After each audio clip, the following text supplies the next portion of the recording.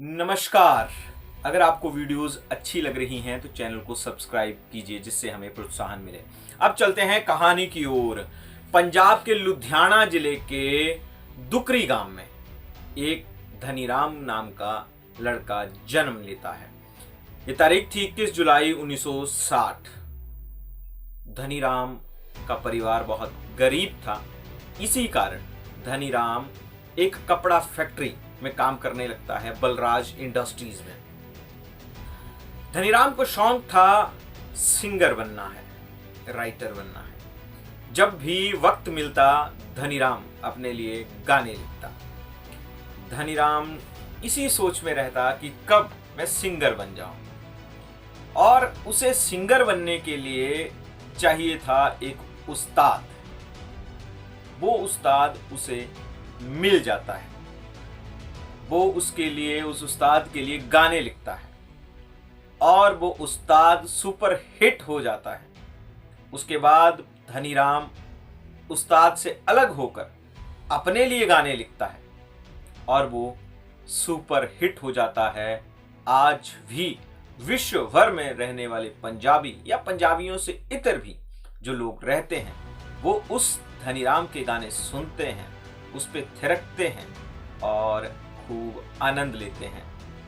Driver भाइयों की गाड़ियों में तो दनादन धनीराम के गाने बजते हैं। लेकिन मार्च 1988 में धनीराम की गोलियां मारकर अलगाववादी हत्या कर देते हैं। ये कहानी किस धनीराम की है मैं आपको बताता हूं। इस धनीराम का नाम बाद में हुआ, वो हुआ अमर सिंह चमकीला। जी हाँ, ये कहानी है अमर सिंह चमकीला की। चमकीला का जन्म पंजाब में लुधियाना में हुआ था। चमकीला शुरू से ही गायक बनना चाहते थे, गायकी में उनका इंटरेस्ट था। लेकिन गरीबी थी परिवार में, भाई बहन थे, इसलिए चमकीला को शुरुआती दौर में नौकरी करनी पड़ी। वो गरीबी के दौर में बलराज इंडस्ट्रीज में नौकरी कर लेते हैं। उसके बाद चमकीला वहाँ गाने लिखते हैं, सोचते रहते हैं कि मैं कभी सिंगर बनूंगा। वो उस्ताद खोजते हैं अपने लिए। उस दौर में एक सिंगर बहुत मशहूर हुआ करते थे, मानक और सुरेंद्र शिंदा। किसी तरह से जुगाड़ लगाकर सुरेंद्र शिंदा के जो ढोलकी बजाने वाले थे उनके साथ बातचीत चलाते हैं और सुरेंद्र शिंदा के सामने पहुंच जाते हैं। सुरेंद्र शिंदा को भी अमर सिंह चमकीला में टैलेंट नजर आता है। वो चमकीला को अपने साथ रख लेते हैं। इसी दौरान चमकीला की शादी भी हो जाती है गुरमेल कौर के साथ। उसके बाद चमकीला शिंदा के साथ रहते हैं। शिंदा के जहां भी अखाड़े होते हैं उसमें वो दरी बिछाने से लेके मंच सजाने तक हर तरह का कार्य करते हैं। इसी दौरान शिंदा जिनके साथ गाना गाते थे, सोनिया, उनसे भी अच्छी पहचान हो गई थी क्योंकि शिंदा के लिए तो काम करते ही थे चमकीला। उसके बाद क्या होता है कि सबसे पहला जो गाना लिखते हैं वो नी मैं डिग्गी तिलक के, ये गाना आपने सुना होगा, पंजाबी में है।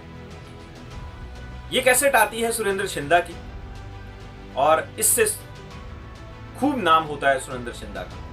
उन्हें विदेशों में भी शोज मिलना शुरू हो जाते हैं। सन 78-79 में सुरेंद्र शिंदा जो थे वो कनाडा टूर के लिए जाते हैं, लेकिन वो यहाँ पर एक गलती कर जाते हैं। वो जो उनके साथ लगातार गाने गा रही थी, जो उनकी सिंगिंग पार्टनर थी सोनिया, वो उन्हें साथ नहीं ले जाके किसी और सिंगर को साथ ले जाते हैं। ऐसे में अमर सिंह चमकीला सोच ही रहे थे कि मैं भी अब गाना शुरू करूं, मैं भी अखाड़े लगाना शुरू करूं। तो वो सोनिया को अपने साथ गाने के लिए किसी तरह मना लेते हैं और वो सोनिया के साथ अखाड़े लगाना शुरू कर देते हैं। और इसके बाद 1980 में अमर सिंह चमकीला अपनी पहली कैसेट लेके आते हैं, टकुए ते टकुआ खड़कू। खूब प्रसिद्ध होता है टकुए ते टकुआ खड़कू और खूब कैसेटें भराई जाती हैं। अमर सिंह चमकीला को खूब ख्याति मिलती है। सोनिया के बाद वो नूरी के साथ भी गाना गाते हैं। अलग और 2-3 जो सिंगर्स थी उस समय के पॉपुलर, उनके साथ भी वो जोड़ी बनाते हैं, लेकिन थोड़ा थोड़ा समय ही वो उनके साथ गाते हैं। उसके बाद चमकीला को ये लग रहा था कि उन्हें यदि इस रेस में बने रहना है तो उन्हें एक ऐसी सिंगर पार्टनर चाहिए जो लगातार उनके साथ ही गाए। ऐसे में एक सिंगर अमरजोत कौर, अमरजोत के साथ वो गाने लगते हैं और प्रसिद्धि, आपने उनके गाने सुने ही होंगे, वो लगातार बुलंदियां छूते जाते हैं। फिर चमकीला सोचते हैं कि यदि कल को अमरजोत कौर ने कहीं और किसी और के साथ गाना शुरू कर दिया तो ऐसे में अमर सिंह चमकीला क्या करते हैं, शादी कर लेते हैं अमरजोत कौर के साथ। उनके 2 बेटे हुए, एक की मृत्यु हो गई, मैं आगे बताऊंगा आपको, एक अभी भी उनके पुश्तैनी घर में रहते हैं। उसके बाद ख्याति चरम पर थी, लगातार ख्याति बढ़ रही थी, बहुत सारे गाने धड़ाधड़ उनके चल रहे थे। एक दौर तो ऐसा आ गया था कि 365 दिन में से 366 दिन अखाड़े, एक दिन 2 अखाड़े, सुबह भी अखाड़ा, शाम को भी अखाड़ा। लोग अपने फंक्शन इस हिसाब से रखते थे कि अमर सिंह चमकीला का समय मिल जाए हमें, इस हिसाब से डेट्स फाइनल होती थी। अमर सिंह चमकीला इतने फेमस हो गए थे। फिर वो दौर आता है जिसमें उनके साथी बताते हैं, बकौल उनके साथी जिन्हें गोली लगी थी जब उनकी मृत्यु हुई थी, वो बताते हैं कि अमर सिंह चमकीला लगातार व्यस्तता के बाद उन्हें धमकियां आने लगी, क्योंकि उनकी गानों में थोड़ी अश्लीलता होती थी, वो थोड़े असभ्य गाने गाते थे, तो उन्हें धमकियां आने लगी फिरौती की, अलगाववादियों से। ऐसे में चमकीला कुछ अलगाववादियों को पैसे फिरौती के तौर पर दे भी देते हैं, लेकिन सन 1986 में वो इनसे माफी मांग लेते हैं कि मैं अब से अश्लील गाने नहीं गाऊंगा किसी अखाड़े में, किसी कैसेट में। और उसके बाद वो धार्मिक गाने गाना शुरू कर देते हैं, जिसमें से उन्होंने 21 धार्मिक गाने गाए, जिसमें बाबा तेरा ननकाना भी शामिल है, ये गाना भी उन्होंने गाया। ये भी खूब प्रसिद्ध हुए, 21 गाने तो उनके खूब प्रसिद्ध हुए जो धार्मिक गाए। लेकिन बॉलीवुड का भी एक किस्सा है। कनाडा में शो था 1988 के प्रारंभिक, उसमें ही चमकीला का उनकी मृत्यु से कुछ पहले वहां बॉलीवुड की कई हस्तियां पहुंची हुई थी। अमर सिंह चमकीला मंच की ओर बढ़ रहे थे, तालियों की गड़गड़ाहट भी बढ़ रही थी। उनकी प्रसिद्धि का लेवल इस तरह का था।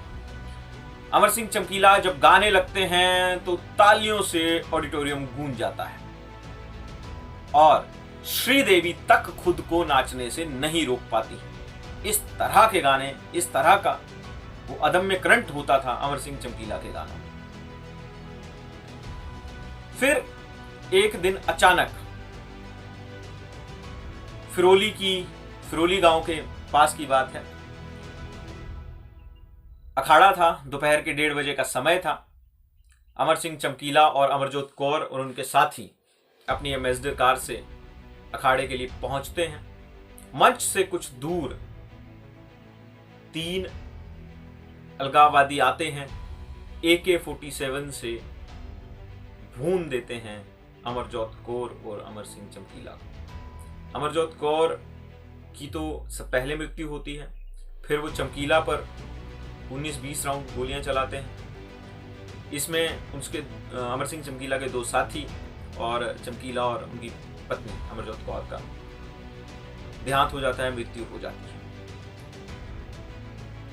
चमकीला की ये कहानी थी। चमकीला की